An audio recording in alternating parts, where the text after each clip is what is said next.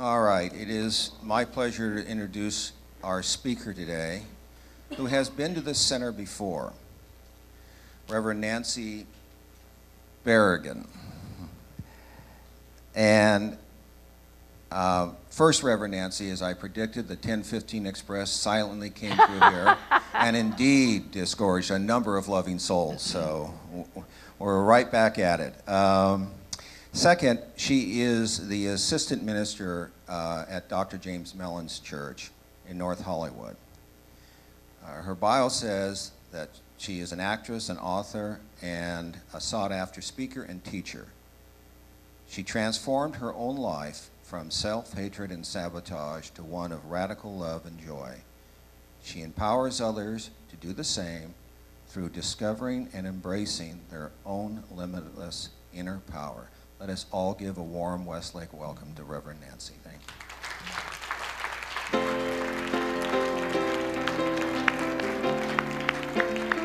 Oh, look at all the wonderful people. And hello. Welcome. Good morning. I wrote a wonderful opening for the talk, but God changed it. Happens a lot. My own spirit, my own soul changed it. And so what it changed it into is this. My mother made this blouse for me probably 25 years ago. And I wear it a couple of times a year. I love the details on it. It's like brand new. When do you think I'm going to turn this one over to the Goodwill? Why? I mean, if she made it 25 years ago, the fabric probably cost $7. You know, you can't buy it anywhere. It's the love. It's the givingness. It's the heart that's in it. I treasure it. There's very few things in my life, especially in my closet, that I treasure. And they're all, I could count them on one hand, and they're all gifts that were given to me, made for me with love, every stitch. And I love them. I honor them. That's why the little ashtray that your child made for you in kindergarten or third grade or first grade, that's all lopsided and the words are spelled wrong, you'll keep forever, right? So it's the joy of giving. It's the joy that we get at this season. I love this time of year. It amazes me that I'm a very good steward of my finances. I'm good. I put myself on cash. I try to my goal was to pay my credit card off by Christmas. It's paid off. I mean, I'm good. But Christmas time, I give myself permission to have this enormous largesse. I have 19 grands and great-grands, plus my own family. So I love shopping. I love buying them things. I don't buy stuff during the year very much, except for all of their birthdays, which keeps me very, very busy. But Spirit always provides. And I always have lots left over. So I think that's interesting to see how we can give so much more of ourselves in every way at this time of year, and we all have stuff left over, don't we? So I had allowed myself a little slump last week. Actually started the week before. I'm a Pearl Harbor survivor. We lived in Pearl Harbor. So when December 7th rolled around, I kind of tried to let it slide by. I acknowledged it, but I let it slide by, and it wasn't letting me go. So I just forgot it. I just said, okay, we're just going to sit here and be in this for a little bit. And what it wound up with is missing my brother, who died. He and his wife died in a house fire a year and a half ago. And my heart just got really heavy, and I kind of sat in that for a while. Then Thursday night, this past Thursday night, well, I got out of it pretty quickly. But this past Thursday night, I went to Dr. James Mellon's practitioner class. And boy, did that ever kick me into orbit. There's nothing like classes to kick us into orbit. It's Howard Thurman wrote, I forgot how easy it is to forget. We're all filled with joy. We have love in our life. We're grateful. We have our stuff. We have, there's so much in our lives. And yet, we forget how easy it is to forget, don't we? So this practitioner class just kicked me into orbit. So I'm good. So watch out. Because we're going to go on a little journey, right? So I met a woman I went to a wedding, and I met this woman who, her name was Linda. There weren't very many people there. Her name was Linda, and I saw her after the service. She was sitting across the pool under a tree all by herself. And I kind of thought, well, she might be meditating, but something drew me to go over and talk to her, so I did. And it turns out that she has quietly, with a group of friends, been filling ocean-going containers the size of this stage, filling them with goods and shipping them to refugee camps in Afghanistan and places like that where they are needed. She's been doing this for a long time, very quietly. Nobody knows anything about it. She just works behind the scenes, and she mentioned that she works in India. And I mentioned that I have a nephew who has dedicated his life to serving others, and he works a lot in India. I told her his name, and she said, oh, I know him. We're friends on Facebook. And so here we were talking about this, two people that work in India around a pool at a wedding in Studio City, you know, and I just happened to mention that. And here are two people. My nephew started about 25 years ago when a friend of his told him that there were people in the prisons, men in the prisons, who, because they fell outside of the three major faiths, you know, either Protestant, Catholic, or Jewish, that they had no spiritual support, no counseling, no one to support them in their challenges and whatever it was that they would like to have supported. So he started quietly going into the churches, into the prisons, and just being there. He's a Wiccan priest. He and his wife are Wiccan, which is simply pagan. It means that they worship God through nature, through the sun and the moon and the rain and wind and fire and earth and all that. That's all that means. So he's been doing that for 25 years. Now, life has plucked him out, and he's traveling the world supporting impoverished people and women's issues around the world, particularly in India. And about 2 months ago, he was taken to the UN, where he's on several committees, and given an honorary peace award for the work he's doing around the world. And he's just this humble little guy. So how big is your dream of giving? How big have you dreamt you could give? And has it gotten watered down somewhere? Or did it get turned inside out to how much can I get out of life instead of how much can I give? You know, we think that we'll be filled up, but the filling up comes when we give. We just get so full. Don't you get full? I just get so full when I'm giving in that way. And he gets full when he's giving in that way as well. So, anyway, I know that we all want to give. I know that there are needs out there, and he didn't. But the thing is that we think, I can't do that. I can't ship a container. I don't know how to do that. The how is not our part. The what is our part. What's the need? What's the need that's calling to us, and what can we do? How can we serve it? How can we fill it? So every day I ask, how can I serve you today? How can I serve you today? And the you that I'm asking to serve is your own higher self, my own higher self. And inside is where your answers are. That's where my answers are. 2 is inside. And it's just a little thing. It can be just the smallest thing. And it's so appreciated. People are hungry. Ernest Holmes wrote, people are starving for friendship. How many people do you know who might be living alone and maybe don't have anybody to share a Thanksgiving dinner with, a Christmas day with, who are going to be alone, who we could invite? We're inviting 2 sisters and their baby to join us for Christmas because their mother was killed and they don't have any family here. So they're going to join us and bring their baby, and we're all just going to have fun together. And it'll unfold however it unfolds, and it's wonderful. The bigger it gets, the more we give, the more we love. On page 85 in The Impersonal Life, it says, you have all possibilities within you because I am there. I am there. You have limitless possibilities. There's nothing that you cannot do. If the thought comes, it comes from God. It comes from your own higher self. So don't too quickly say, I can't do that. You can. You can do that. You can just take that first step, that first little step to do one thing. A friend of mine, Esther Jones, and I did Hands Across the Border for a few years, where we gathered things from all the churches, and then we would make these trips across the border and take them to the orphanages. Balls. They don't have balls. They play with rocks and cans and things like that.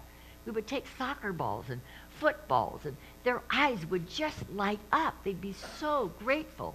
Little things, just little things like that. You could do anything, absolutely anything. It says this, you have all possibilities within you, for I am there. My ideas are in you, and they must express. They have to express through you. It's the only way it can express. Yeah, I keep getting naughty over here. It has to express through you. The only way spirit can express here in form is through you, through a form. So the ideas that come from a spiritual source, but they need a physical instrument to express through. Absolutely. And that's what you are. He says, all you have to do is still your human mind and turn within to me and let me think the thoughts through you. Open yourself and allow yourself to think my thoughts through you. Think about the big self. I learned something too about containers. I learned that the gift inside the boxes, like this blouse, it's not really the stuff that we put in the box. It's what we put into the box with the gift. It's the love that we put into it, the thought that we put into it, the energy that we put into it that goes into the box. The box is just a container. And the words that we speak are containers too. They're containers for the light and love of God to pour through. There's nothing in my life that gives me greater joy than to feel spirit move through me and light up you, to light the light in you. And what you feel when you feel it and you go, yeah, and I see the smiles and people go, yeah, I get it, is because you're resonating. We're the same being. You're resonating. The light in you is resonating to the light in me because we're all one thing. We're all one thing. Absolutely. So, what else I want to tell you about that? I read about a single mother. This is quite a number of years ago. A single mom with a little one, and she had completely run out of resources. She had no money. She had no food in the house, and she was being evicted. And she called a practitioner, thank God. She called a practitioner, and the practitioner said, do you trust? Do you trust that God, who has always provided for you, will always provide for you and is providing for you right now? And she said, I want to, but I'm really scared. And then she said, start packing. And while you're packing, find something that you can give to someone. And she said, I don't have anything. I have nothing. And she said, yes, you do. You have something. Keep looking until you find it. And when you find it, find someone to give it to and give it away. And so while she was packing and searching her mind for what she had to give, they had nothing to give. She saw wildflowers growing in her backyard. And she remembered that there was a gentleman down the street who'd had surgery and wasn't doing well. So she went out and picked these wildflowers, and she took them to the fellow down the street. So what that does for us is it shifts our thinking from focusing on whatever it is that we think we don't have in the moment to finding out what do we have that we could actually give away. Everybody has something that we can give away. And mostly it's when we give ourselves. When we give ourselves, we call somebody, we go and have coffee with somebody, we invite somebody for dinner that's maybe not going to have anybody to be with at that time. It's when we give ourselves that we get filled up and more good comes our way. And the more desperate a situation, the more urgent it is that we start giving. That's Edwene Gaines' teaching. Has anybody heard Edwene Gaines speak? Lots of people. Yeah, she said the more desperate your situation, the more urgent it is for you to begin giving, because that's what primes the pump. That's what gets the law of circulation moving again. So it can begin to come back to you. But if the more we're focused on our needs, on what we don't have, on how unhappy we are at this time of year or whatever it is, the need just gets bigger and bigger and deeper and deeper. But when we focus on over there, on what can I give to you? How can I lift you up? How can I put a smile on your face? Can I bake some cookies and bring them over to you? Then I'm not thinking about this anymore. I'm thinking about you. And that's how we spread ourselves in the universe in a greater way. There's nothing that you can't do. So in my prayer, I was saying, use me. I just sat there and I kept saying, use me. And I thought of the Agape song. Have you sung that here? The Use Me song? Use me. Command my hands. What must they do? Command my life. My life is here for you. Tell me what to do. So every morning I start with, how can I serve? How can I serve you today? How can I serve you today?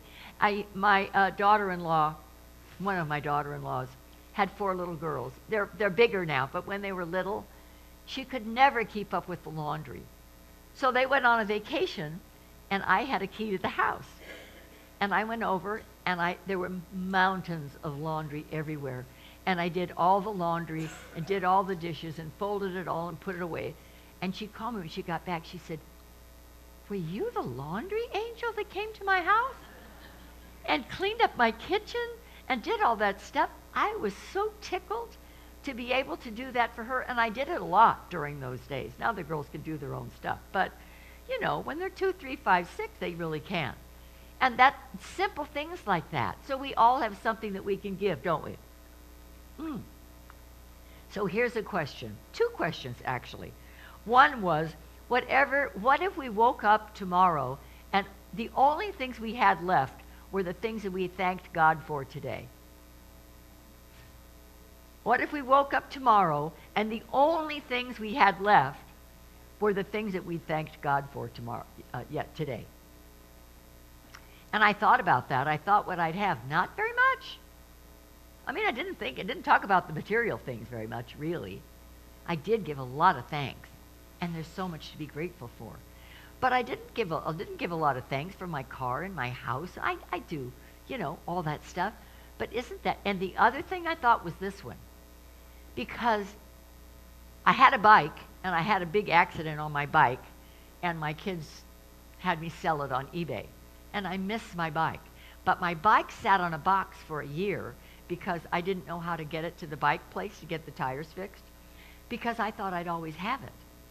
But now I don't have it. So I thought, what else might be sitting on a box in a closet in your house that you think will always be there? Someday might not be there. So I thought, what if I woke up tomorrow and I couldn't sing anymore? That would kill me. That would kill me. What if I couldn't sing anymore? When my family got together, we sang. That's what we did. So that's music is one of the deep soul connections I have with my family. And every time these wonderful people play and sing, my heart just soars because I can feel my daddy.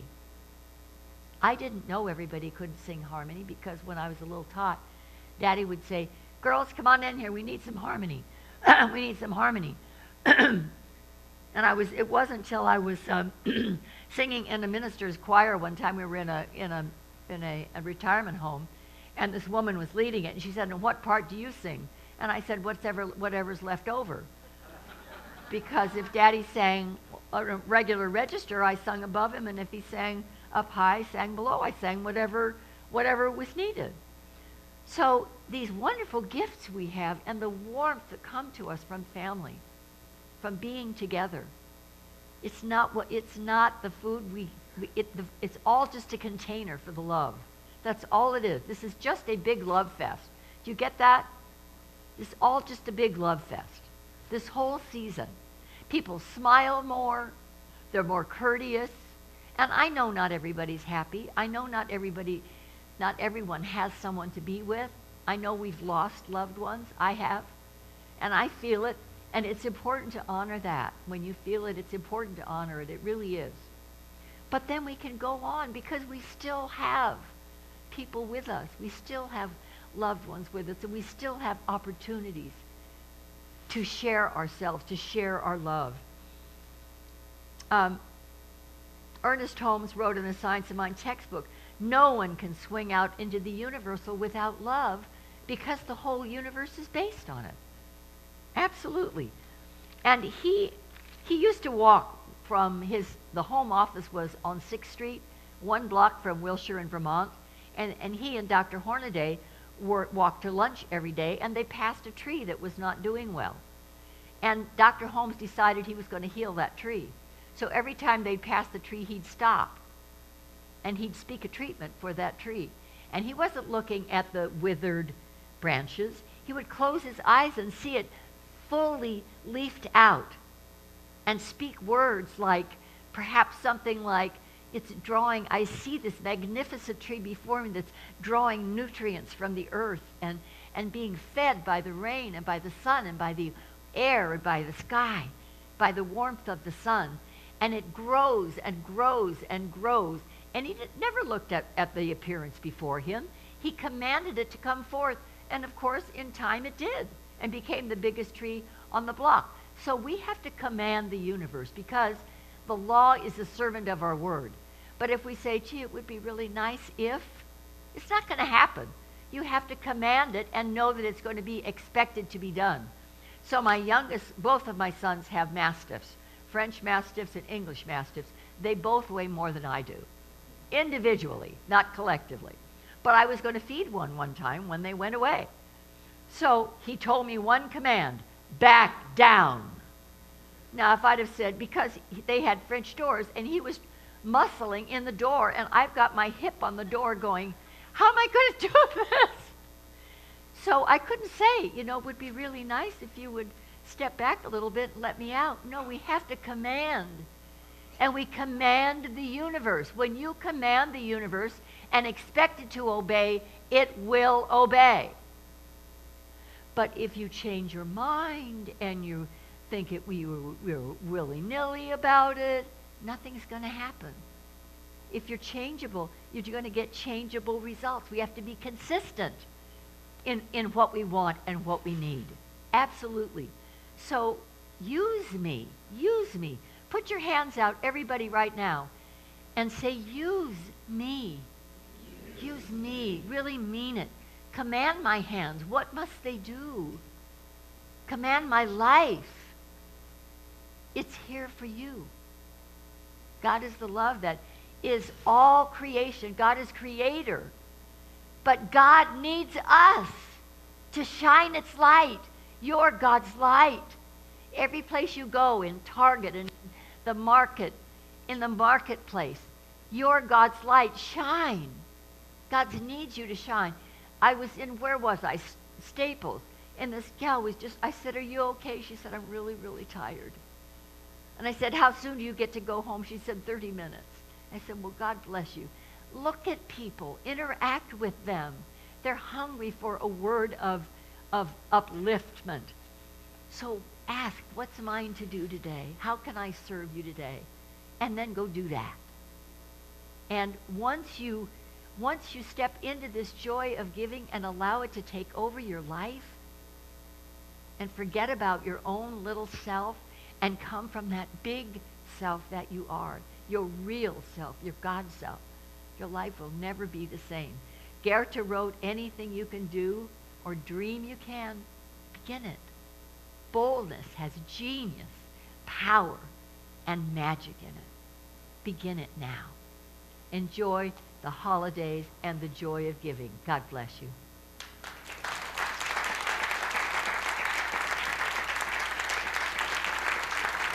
Thank you.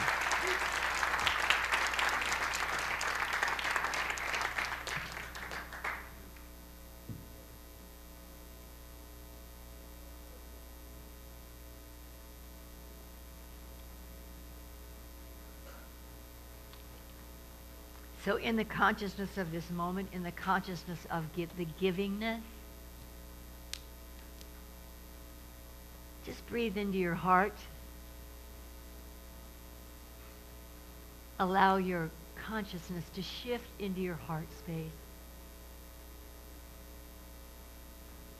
And feel it begin to expand and expand and expand.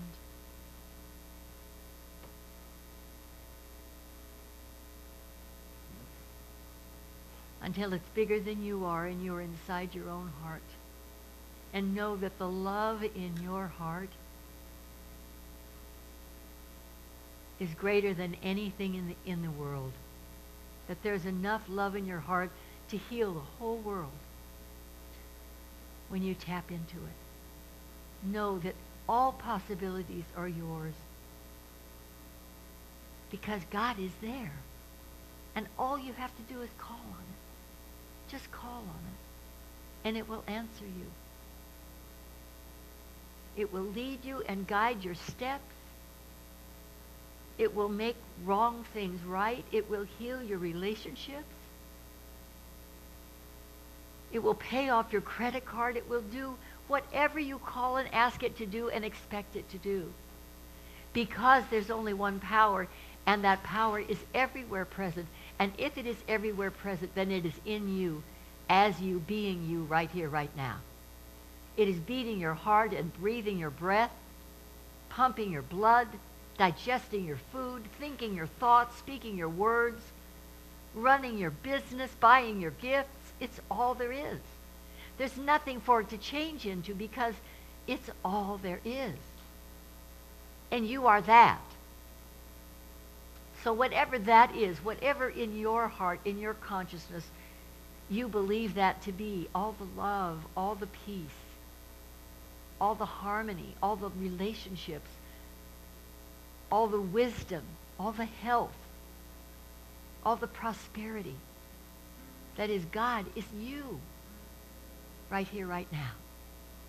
So if there's anything on your heart or in your mind, in your consciousness in this moment that feels less than good, less than harmonious, less than loving, find a practitioner. Find one of us ministers, and let us remind you who you really are. Because you're God in expression. And God wants to express through you in greater, ever greater and greater and greater ways. So I'm so infinitely grateful to know this truth. I'm grateful to release this word now into the law, which as the servant of my word swings into action instantly to bring it all about. So I just release it now, and together we say, and so it is.